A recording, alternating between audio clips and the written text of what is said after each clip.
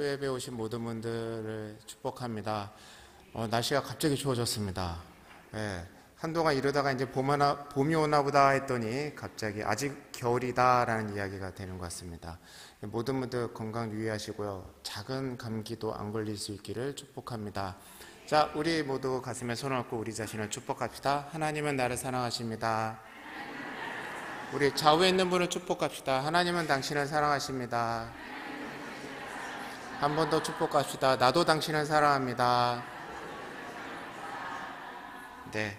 오늘 말씀은요, 느헤미야 이야기입니다. 느헤미야 이야기는요, 좀 상황 설명이 필요한데요. 이게 역사와 관련된 이야기라 축복성 열심히 하고 표정 아주 좋으실 때, 아직 눈이 초롱초롱할 때 잠깐 역사 공부 잠깐 하도록 하겠습니다. 이미 여러분들 잘 알고 계시는 거예요. 이스라엘 왕국이 다윗로부터 시작했어요. 근데 솔로몬을 지난 르보암 때 지나서 나뉘었습니다. 북쪽은 이스라엘, 남쪽은 남유다. 짧게 얘기하면 이스라엘과 유다, 길게 얘기하면 북이스라엘, 남유다 이렇게 되어 있습니다. 그러다가요, 북이스라엘이 먼저 아수르에게 722년, 그러니까 예수님 오시기 전 기원전 722년에 망했습니다. 남유다는 조금 더 오래 갔어요. 주전 586년까지 조금 더 있다가 그래도 바벨론에게 멸망했습니다. 그런 상황입니다. 그때 예루살렘은 어떻게 됐냐면요, 바벨론은요 어떻게 됐냐면 쓸모있는 사람만 데려갔어요. 그냥 그 땅은 별 관심이 없어요. 요즘 같으면요 땅이 얼마나 귀해요. 사람보다 땅이 귀하잖아요. 그땐 사람이 귀했어요. 그러니까 땅은 그냥 하층민한테 다 넘겨놓고 조금 쓸만하다는 애들 다 데려간 거예요. 그래가지고 포로로 다 끌려갔습니다. 예레미야를 통해서 70년에 이후에 회복이 있으리라 했는데 실제적인 그 과정은요 3차례에 걸쳐서 바뀝니다. 바벨론이 잘 나가는 줄 알았는데 페르시아한테 망했습니다. 페르시아가요 바벨론을 싹 정리한 다음에 고레스 왕이 칙령을 내립니다. 다 돌려보내라. 그때부터 이제 머리를 쓴 거예요.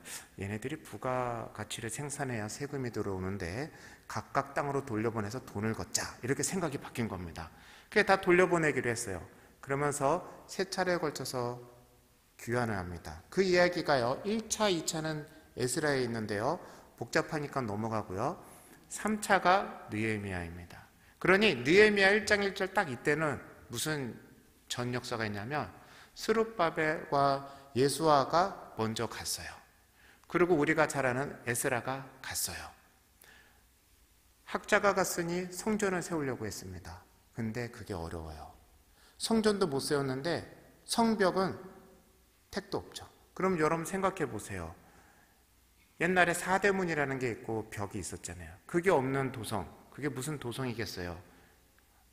외세 침략에 늘 노출되어 있고 그러니 아무것도 제대로 되지 않습니다. 그런 상황에 느헤미야는 어디 있었느냐? 왕궁의 술 따르는 관원으로 왕의 큰 요직으로 있었습니다. 그런데 1장 1절에 이렇게 시작합니다. 하갈의 아들 느헤미야의 말이라 아닥사스다 왕 제20년 기스르월에 내가 수상궁에 있는데 궁에 있습니다. 이때 무슨 일을 하는가? 2절입니다. 내 형제들 가운데 하나인 하나니가 두어 사람과 함께 유다에서 내게 이르렀기로 내가 그 사로잡힘을 면하고 남아있는 유다와 예루살렘 사람들의 형편을 물은즉, 이렇게 시작이 됩니다. 느헤미야는요 지금 어디냐면 궁에 있어요. 궁에 있는데 형제들이랑 이제 아는 사람들이 저기 옛날 자기 조상들의 땅에 갔다 왔다고 합니다. 물어봐요, 소식을. 지금 자신은 가지 못하고 귀환한 자들의 소식도 잘 듣지 못하는데 궁에서 물어봅니다. 이 상황이 어떨까요? 요즘 크게 나라까지 갈 필요 없습니다. 우리 상황하고도 좀 비슷한 것 같아요. 우리 그리스도인은요 원래대로라면 지금 유대인들은 예루살렘에 가서 그곳에 성전을 짓고 시온상을 만들고 싶지만 그러지 못하고 지금은 포로로 그 왕궁에 있어요. 우리도 똑같습니다. 하늘나라를 가서 하나님과 함께 잔치에 참여하고 싶지만 우리는 이 육신의 몸을 가지고, 한계가 있는 이 육신의 몸을 가지고 이 땅을 살아가고 있습니다. 그럼 우리는 이 땅에서 어떻게 살아가야 될까요? 느헤미야는요 혼탁한 시대를 살고 있었습니다. 신분이 애매해요. 유대인이고 하나님을 섬기는데 바벨론에 있어요. 예루살렘으로 간 것도 아니에요. 가자니 그것도 난감해요. 목 내놓고 가야 돼요. 반역이 될 수도 있고 어떻게 될지도 모릅니다. 이러지도 못하고 저러지도 못하고 그런 현실 상황 가운데 있는 느헤미야 모습이요, 대단한 위인으로 보일 수도 있지만 그냥 인간 대 인간으로 보면요, 그냥 우리 삶도 그대로 붙어 있어요. 이러지도 못하고 저러지도 못하고 이랬으면 좋겠는데 그렇게 되는 것도 어렵고, 뭐 나라 상황까지 할 거 없이 그냥 내 인생을 봐도 참 이렇게 됐으면 좋겠는데 그게 안 되는 부분이 있어요. 가정을 봐도 원래 이런 모습으로 생각했던 건 아닌데 좀 안 되는 것도 있어요. 교회를 봐도 이랬으면 좋겠는데 이게 좀 여의치 않을 때도 있습니다. 뭐 다 그렇습니다. 나라 이야기는 시끄러울 테니까 그만하겠습니다. 여러분, 우리가 이런 상황 가운데 느헤미야의 기도를요, 어떤 위인의 기도, 특정한 능력 있는 사람의 기도가 아니라 그냥 나하고 똑같은 처지, 하늘나라 가면 좋겠는데 갈 수 있는 상황은 아니고, 이 땅에서 하늘나라를 다 만들었으면 좋겠는데 그러지를 못하는 우리의 모습 그대로 좀 한번 봤으면 좋겠습니다. 몇 가지에 나눠서 봤으면 좋겠는데, 첫 번째는요, 기도하는 느헤미야의 관심사가 무엇인가입니다. 이게 물어봐요. 물어보는 것까지는 괜찮은데 그 반응이 특이하죠. 3절에 이릅니다. 그들이 내게 이르되 사로잡힘을 면하고 남아있는 자들이 그 지방 거기에서 큰 환난을 당하고 능욕을 받으며 예루살렘 성은 허물어지고 성문은 불탔다 하는지라. 여러분, 이거 그냥 쉽게 생각하면 됩니다. 지금 중국 상황 소식 뭐 이래저래 많이 들어옵니다. 정말 힘들어 보이죠. 저희가 중국에서 온 사람들은 아니지만 봐도 참 가슴 아픈 이야기입니다. 이것처럼 지금 느헤미야는 그보다 더 심한 거예요. 내 고향이 그렇게 된 거예요. 내 고향이 사람들이 그렇게 핍박된 삶을 살아가고 있다는 거예요. 회복의 기미가 보이지 않아요. 1차 사람들이 가고 2차 사람들이 가고 수십 년이 지났는데 전혀 개선의 상황이 안 돼요. 그런 가운데 느헤미야는 어떤 마음이었을까요? 우리 4절 말씀은 중요하니까 함께 읽겠습니다. 시작.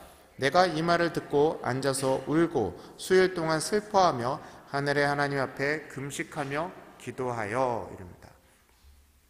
웁니다. 여러분, 남의 소식 듣고 울어보신 적 있으세요? 그리고 수일 동안 슬퍼하신 적 있으세요?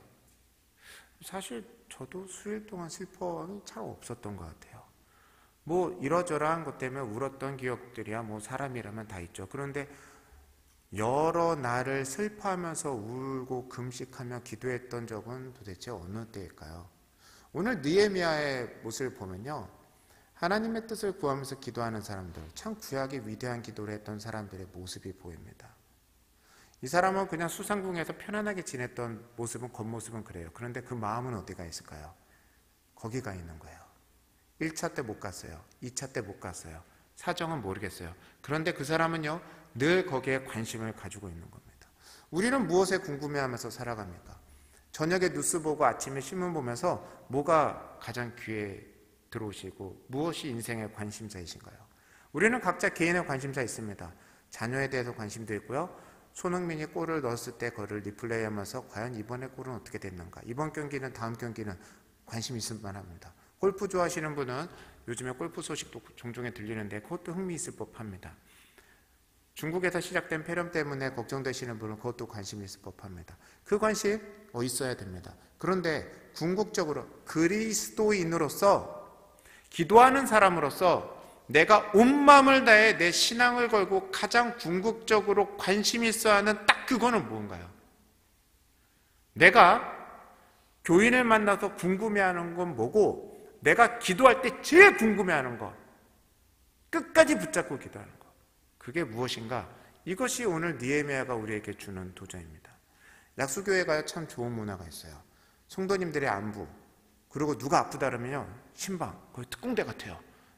가끔 저한테는요, 약속이 잡혀지고 통보가 와요. 가야 되는 거예요. 감사해요. 예, 빨리빨리 일 진행해야지. 언제 하겠어요. 그런데 우리 한번 생각해 봤으면 좋겠습니다. 나하고 친한 사람들, 나하고 인생을 오랫동안 보냈던 사람들, 그런 사람들에 대한 관심과 그런 사람들의 기도는요, 솔직히 절에 계신 분들도 잘하고 계십니다. 이슬람 분들은요, 율법으로 묶여서 거기도 참 잘해요. 내 자녀 기도는요, 아마 점집에 헌금하시는 분들이 훨씬 더 애타게 잘하실 수 있습니다. 오늘 우리는 한번 좀 내 신앙의 도전이 됐으면 좋겠습니다. 여러분, 느헤미야는 위대한 사람이라고 볼 수 있지만 그거는 결과에 따라 그런 겁니다. 부르심에 따라서는 똑같습니다. 우리는 모두 다 그리스도인으로서 기도의 권세를 가지고 부름받은 그리스도인입니다. 우리가 관심이 하나님의 관심이 있었으면 좋겠습니다. 그리스도인은요, 하나님이 궁금한 걸 좀 궁금할 수 있는 특권이 있고 축복이 있습니다. 우리와 함께 하시는 성령님은요, 뭐가 궁금하실까요? 기도하는 사람들은요, 기도하는 대상이 궁금해요. 그리고 기도하는 대상이 기쁘면요, 나도 기뻐요. 기도하는 대상이 슬프면요, 마음이 무너져요. 아주 쉽게 할까요? 내 자식이 아프면은 슬프죠. 근데 내 자식의 친구가 독감 걸렸다면 어떻게 해야 돼요? 마스크 씌워야지. 맞아요. 저도 이제 애들 키우고 그런 입장인데 누구네 친구 아프다 그러면 그 마음 와요. 근데 내 자식 아픈 거하고는요, 차원이 달라요. 친구를 위한 기도 있어요. 근데 내 자녀를 위한 기도가요, 핵심에 있어요.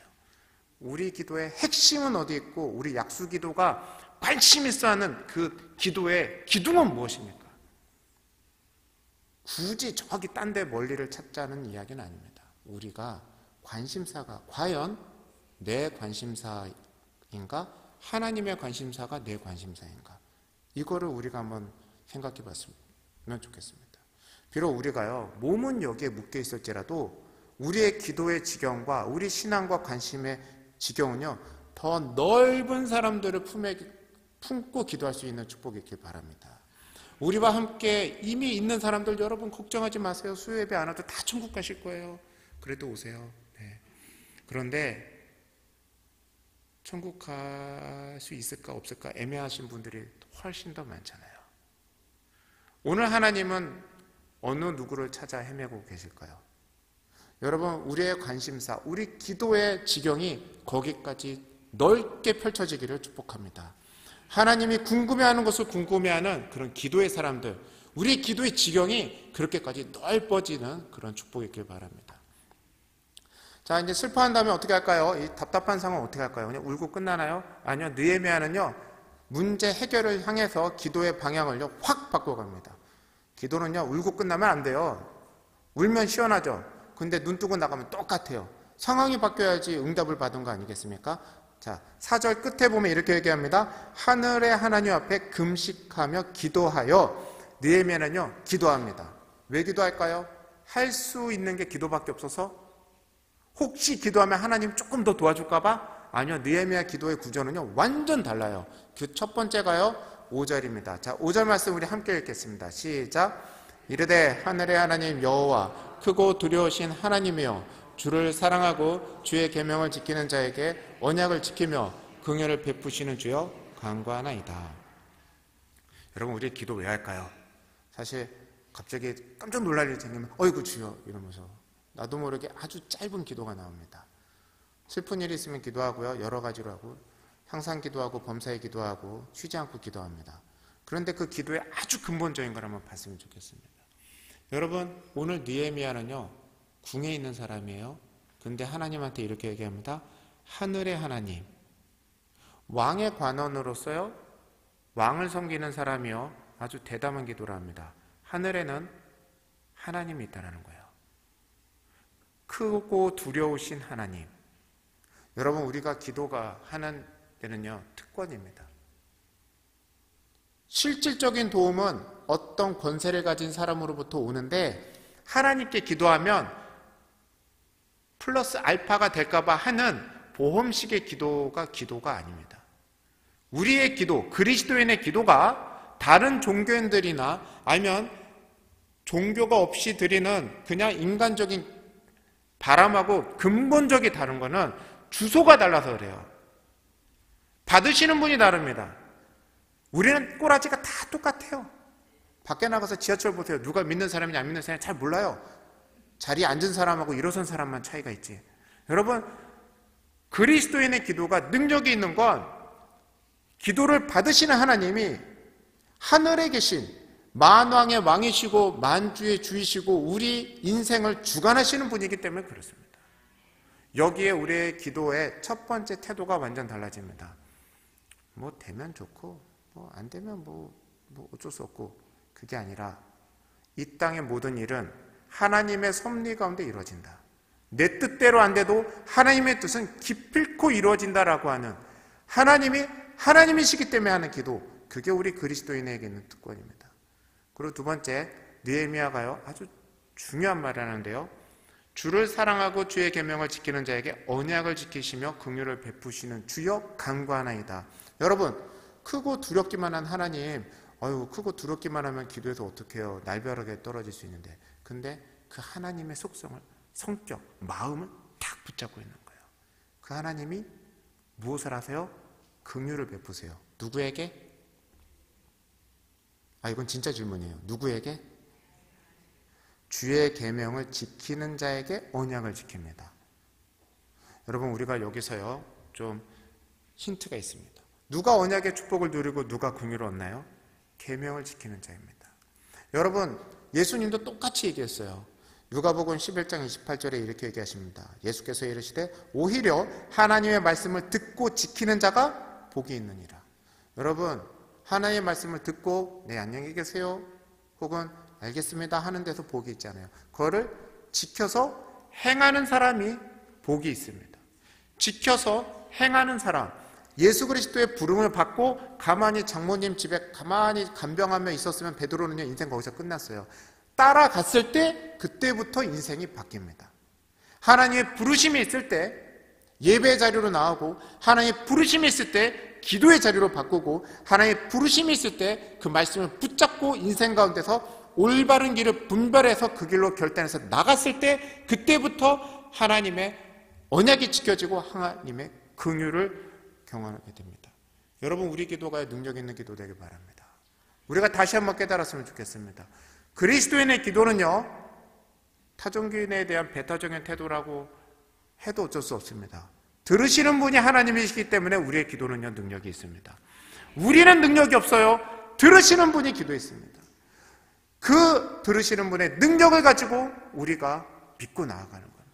여러분, 우리가 그러니 담대히 붙잡고 나갔으면 좋겠습니다. 우리가 언약을 지키고 하나님의 긍휼을 입었을 때 하나님께서는요 기필코 그 기도를 이루실 것입니다. 그러니 여기에 우리가 기도의 태도 중에 하나 좋은 거 배울 게 있습니다. 기도할 때 주님 했을 때 주님이니 나는 누구예요? 종입니다. 내가 주님의 뜻을 따라갈 테니 주님 우리에게 긍휼을 베풀어 주시옵소서.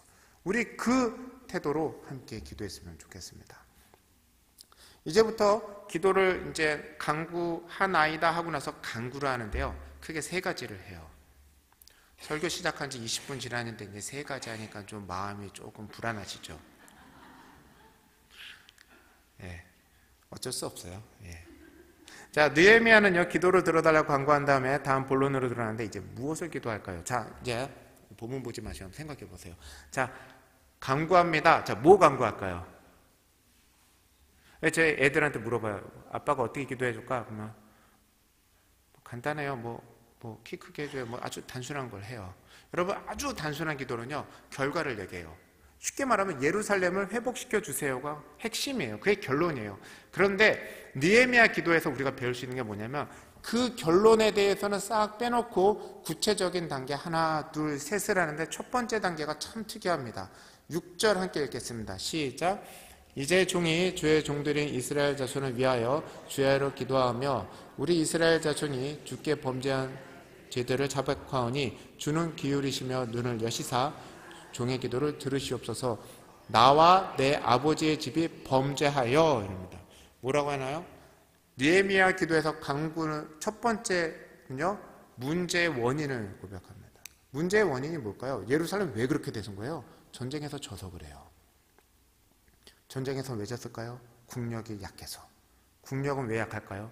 지정학적으로 이집트는 나일강 끼고 있고, 저기 지금은 이제 이라크, 이란으로 되어 있는 유프라테스강, 거기도 비옥한 땅이죠.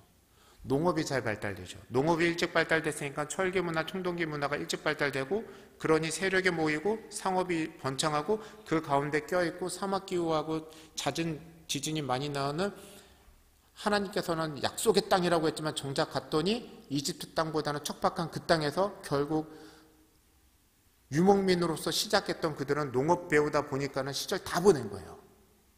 문제 있을 때마다 이집트한테 빌붙었다가 이집트한테 뜯기고, 옛날에 우리나라가 중국한테 도움을 구했다가 중국한테 결국 당하고, 일본한테도 침략당하고, 그런 험한 세월 보낸 것처럼 이스라엘도요, 현실적으로요, 어려운 상황이었고요, 정치적으로나 상황적으로나 합리적인 판단을 했어요. 이집트한테 도움을 구하자. 그러다가 나라가 하나 둘씩 망했습니다. 그런데요, 합리적이고 정치적이고 경제적이고 사회문화적이고 분석해서 판단 내리면 그게 맞아요. 근데 그거 이야기 싹 접어버리고 느헤미야는 핵심으로 갑니다. 하나님 앞에는 하나님, 죄를 져서 우리나라가 망했습니다. 합니다. 여러분, 우리는 누구입니까? 우리는 그리스도인입니다. 우리는요, 이 땅을 살아갑니다. 우리는 대한민국 사람으로 따지면요, 대한민국의 정치적인 상황, 경제적인 상황 분석하시는 분들 TV에 아침부터 나와서 저녁까지 열심히 분석해서 알려주십니다. 틀린 거 아니에요. 그러나 그리스도인이 이 땅 살아가면서 우리의 삶에 대해서 우리가 하나님께 기도하면서 나가야 될 것, 내 삶의 어려운 상황, 우리 상황, 우리 공동체 가운데 어려운 상황 가운데 우리가 핵심적으로 기필코 찾아내고 분별해낼 것은 TV의 분석가들이 알려주는 것 가지고 끌어오는 게 아니라 하나님 앞에서 과연 우리는 올바른 길을 가고 있었는가, 그거를 면밀하게 살펴보고 거기에 문제가 없는가를 찾아내는 것이 우리의 첫 번째입니다. 오늘 느헤미야의 태도를 보세요. 누가 죄를 졌다고요? 나와 내 아버지의 집이. 느헤미야가요, 태어났을 때는요, 이미 포로기에 넘어와서입니다. 나라가 멸망한 다음에 태어났어요. 근데 뭔 죄를 져요? 느헤미야가 죄를 안 지고 죄를 짓고 간에 나라는 멸망했었다니까요. 근데 뭐라고 하는가? 내가 죄를 져서입니다. 왜 그럴까요? 여기에 우리의 기도에 성숙한 태도가 있습니다. 나라가 왜 그럴까요? 우리 교회, 우리 가족 왜 그럴까요? 누가 그래서? 나라에 대한 문제는요, 국민이라고 하는 복수명사를 쓰면 되게 좋아요. 아유, 국민성이 원래 그래. 나는 괜찮은데 남들 문제로 보는 거예요. 여러분, 그렇게 해서는요, 아무 문제 해결이 되지 않습니다. 하나님의 역사가 이루어질 통로가요, 하나도 없습니다. 오늘 느헤미야는요, 자기 자신을 보는 거예요. 주님, 내가 움직이지 않아서, 내가 회개하지 않아서, 내가 죄의 길에서 떠나지 않아서, 내가 더 밝고 정의로운 길을 도모하지 않아서 그 죄를 짓고 있어서 그래서 예루살렘은 피폐해졌습니다 라고 하는 고백이 배경에 깔려 있습니다. 여러분, 여기서 우리가요, 좀 더 성숙한 태도로 우리 주변과 내 삶을 되돌아봤으면 좋겠습니다. 남 탓할 수 있습니다. 틀린 거 아닙니다. 그러나 하나님께 도움을 구하고 하나님의 능력이 나타나는 기도 앞에 우리가 해야 될 첫 번째 태도는 나는 과연 어느 길로 갈 것인가입니다. 내가 그 자리에 있다면 나도 그 죄 중에 하나입니다.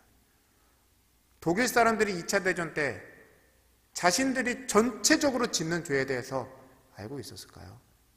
패전한 이후에도요, 그것에 대해서 회개하는 사람들은 그렇게 많지 않았습니다. 왜 우리가 일본에 대해서 분통 터뜨리고 있습니까? 똑같습니다.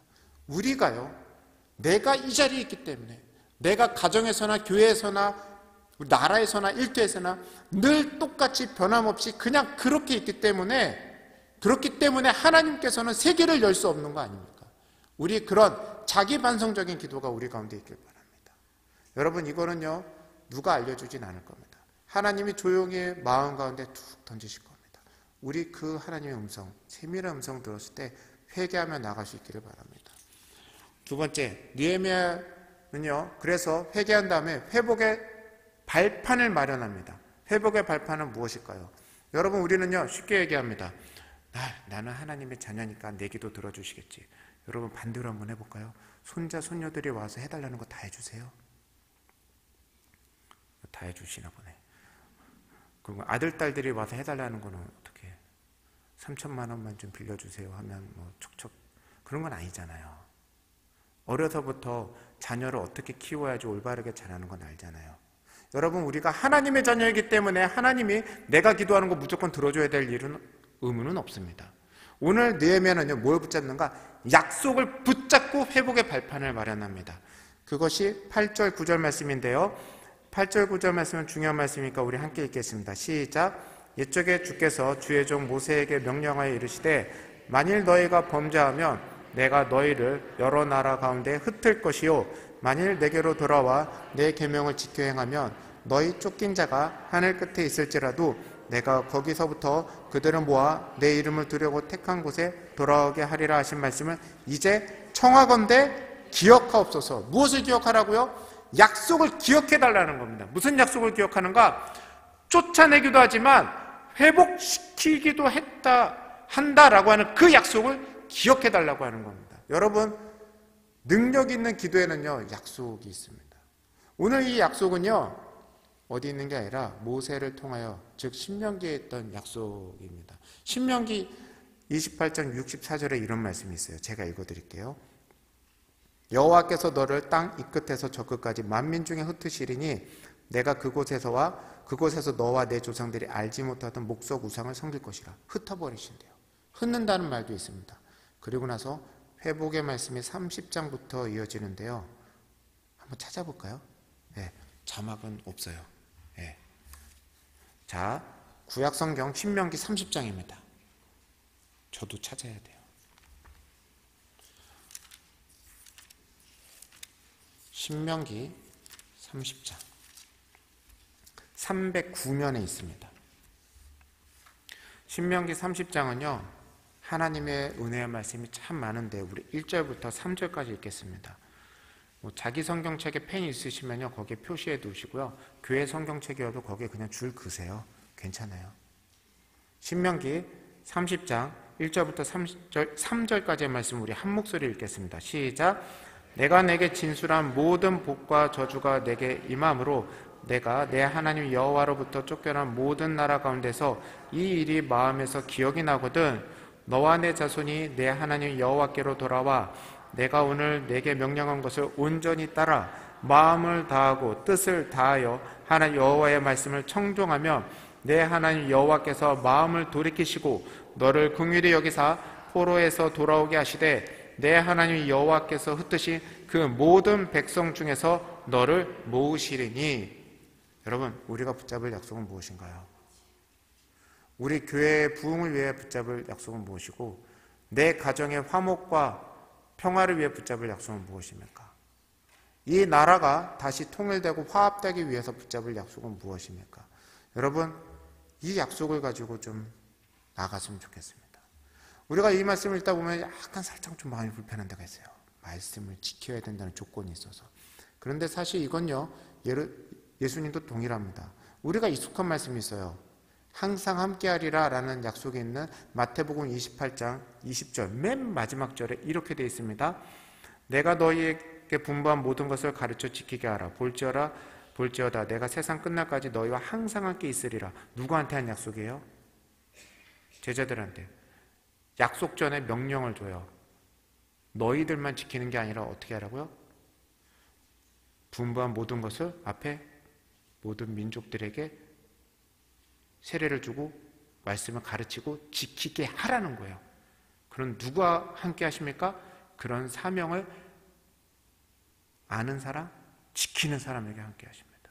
임마누엘의 하나님의 복은요, 이런 사람들에게 있습니다. 우리가 이런 사람들 될 수 있기 바랍니다. 약수교회가요, 이 약속을 붙잡고 함께 기도하고 하나님의 뜻을 이 어두운 생활 가운데 빛을 발하고자 작정하고 결단하는 사람들, 실패했지만 한 번 더 일어서는 사람들, 우리가 그런 마음을 가지고 기도하는 사람들 될 수 있기를 바랍니다. 마지막입니다. 11절 말씀인데요, 우리 느헤미야서로 다시 돌아와서 11절 말씀 우리 함께 읽겠습니다. 시작. 주여 구하오니 귀를 기울이사 종의 기도와 주의 이름을 경외하기를 기뻐하는 종들의 기도를 들으시고 오늘 종이 형통하여 이 사람 앞에서 은혜를 입게 하옵소서 하였나니 그때 내가 왕의 술관원이 되었느니라. 자, 여기 보면요, 참 좋은 표현이 있어요. 오늘 종이 형통하여 이 사람 앞에서 은혜를 입게 하옵소서가 마지막 강조예요. 참 애매하죠? 이 사람은 아마 왕일 거예요. 다른 성경 번역본을 보면 이렇게 해야 합니다. 이제 주님의 종이 하는 모든 일을 형통하게 하여 주시고 왕에게 자비를 있게 하여 주시옵소서라고 합니다. 여러분, 약간 이게요, 귀에 거슬려요. 왜냐하면요, 왜 은혜를 입게 해달라는가, 그게 없어서 그래요. 앞에는요 멋지게 했어요. 우리가 죄를 졌습니다. 하나님, 우리가 말씀을 청정하고 지킬 테니 긍휼을 입어서 우리를 다시 모아주시옵소서.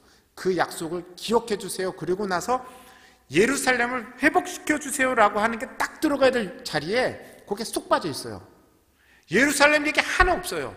그리고 나서 내가 왕에게 은혜를 입게 해주세요라는 게 딱 들어가 있습니다. 이게 느헤미야 기도가 위대한 기도가 됩니다. 왜 그럴까요?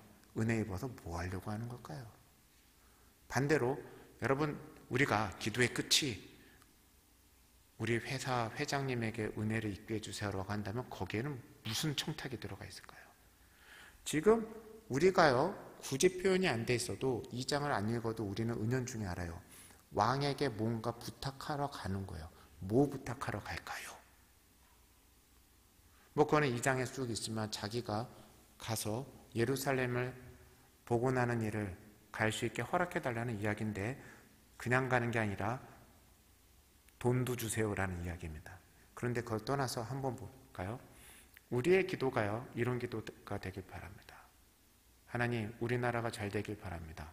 절에서도 많이 합니다. 우리 자녀가 건강하게 해주세요 하고, 그 다음에 취직 잘 되게 해주세요. 이 기도가요, 제가 어느 암자에 갔더니 수없이 달린 기도 그 끈이 있더라고요. 제가 다 쫓아다녔어요. 무슨 기도가 맞나? 그랬더니 우리 교회 기도하고 비슷해요. 저하고도 똑같아요. 자녀 건강과 취직, 이거요. 가정의 행복, 이게 다 똑같아요. 그래도 그 사람은요, 산 위로 올라가서 하니까 더 대단한 기도죠. 근데 그리스도인의 기도에 더 위대한 건 이겁니다. 하나님께서 예루살렘을 회복하기를 믿는 사람은 예루살렘으로 갑니다. 교회가 부흥될 거라 믿는 사람은 교회를 부흥시키는 일에 자신의 소명을 걸고 뛰어듭니다. 가정을 화목하게 하실 거라 믿는 사람은 가정을 화목하게 하는 일을 도모합니다. 내가 하나님께 쓰임받을 거다, 하나님은 내 인생을 그냥 포기하지 않고 내 인생을 통하여 기필코 무슨 일을 행하실 거다라고 믿고 기도하는 사람은요, 그거를 다음 단계로 갑니다. 주님, 내가 그걸 믿고 어디로 가겠습니다. 여러분, 우리 기도의 구체적인 실천, 하나님의 다음 발걸음 어디인가요?